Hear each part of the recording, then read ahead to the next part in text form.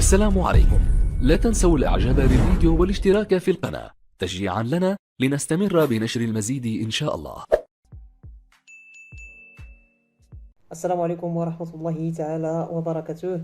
قبل أن ننقل لكم كالعادة إلى ملخص مباراة المغرب والسنغال نهائي كأس إفريقيا للناشئين تحت 17 سنة والمقامة بالجزائر، سأذكركم كالعادة بتشكيلة الفريقين. نتمنى كل التوفيق للمنتخب المغربي.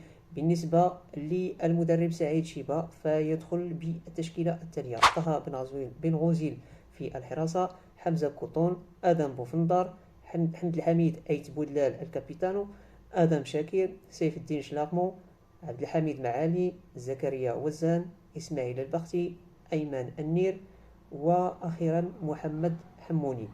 هذه هي التشكيلة ديال المنتخب المغربي. والتشكيلة ديال المنتخب السنغالي والتي سترونها الآن على الشاشة.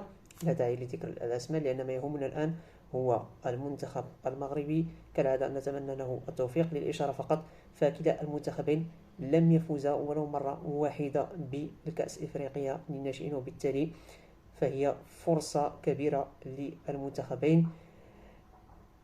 أتمنى صراحة أن يفوز المنتخب المغربي بالكأس إن شاء الله.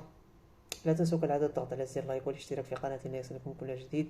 فرجة ممتعة وإلى اللقاء.